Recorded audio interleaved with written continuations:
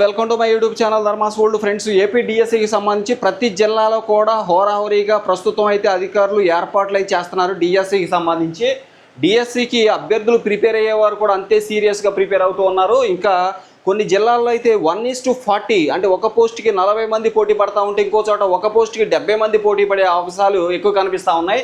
చాలా జిల్లాల్లో పోటీ కనీసం 60 పైన ఎక్కువగా ఉన్న జిల్లాలే మనకు కనిపిస్తూ ఉన్నాయి. ఇక్కడ చూస్తే డిఎస్సికి సన్నద్ధత ఇక్కడ ఇది మీరు గమనించినట్లయితే రైట్ ప్రకాశం డిస్టిక్ని మీరు తీసుకున్నట్లయితే 24,659 మంది అభ్యర్థులు ఇక్కడ పోటీ పడుతున్నారు. మొత్తం మీద 8 ఎగ్జామ్ సెంటర్స్ అయితే ఏర్పాటు చేయడం జరిగింది. దీనికి సంబంధించి ప్రస్తుతం అన్ని చోట్ల కూడా ఏర్పాట్లు చాలా పకడ్బందీగా జరుగుతూ ఉన్నాయి. ఉపాధ్యాయ ఉద్యోగార్థులు ఏళ్ళు ఎదురు చూస్తున్నటువంటి డిఎస్సి పరీక్షలు మరో 3 రోజుల్లో ప్రారంభం అవుతాయి. మొత్తంగా 4 రోజుల పాటు ఇవి కొనసాగుతాయి. కంప్యూటర్ ఆధారిత ఆన్లైన్ పరీక్ష కావడంతో అన్ని వసతులు ఉన్నటువంటి 8 ఇంజనీరింగ్ కళాశాలను కేంద్రాలకు ఎంపిక చేశారు. స్కూల్ అసిస్టెంట్ అభ్యర్థులతో పరీక్షలు మొదలవుతాయి. ఆ మేరకు షెడ్యూల్ విడుదల చేశారు. ఇకపోతే పోటీ ఇక శ్రీకాకుళం మనం ఇండివిజువల్గా తీసుకుంటే ఇక్కడ పోటీ 1:40గా ఉన్నట్టు తెలుస్తుంది. జిల్లా వరకు అన్ని విభాగాలు కలిపి 629 పోస్టులు ఉండగా 24,659 మంది దరఖాస్తు చేయడం జరిగింది. ఒక్కో పోస్టుకు సగటున 40 మంది పోటీ పడుతున్నారు.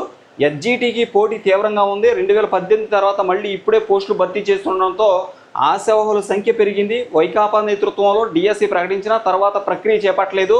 ప్రస్తుతం పరీక్షల నిర్వహణకు జిల్లా స్థాయిలో కలెక్టర్ చైర్మన్గా 3 మ్యాన్ కమిటీ నియమించారు. ఇక డిప్యూటీ ఇక్కడ గమనించండి 3 మ్యాన్ కమిటీని నియమించడం జరిగింది. అంటే 3 సభ్యులు ఉన్నటువంటి కమిటీని ఈ యొక్క డిఎస్సి పరీక్షల నిర్వహణకు నియమించడం జరిగింది. ఎస్జిటికి పోటీ తీవ్రంగా ఉంది.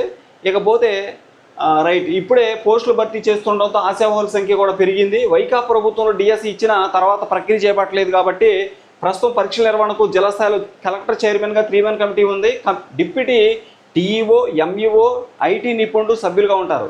మంగళవారం ఆయా పరీక్ష కేంద్రాలను సభ్యులు పరిశీలించారు. కంప్యూటర్ల పనితీరు, తాగునీరు, ఇతర సౌకర్యాలపై నివేదిక సమర్పించడం జరిగింది.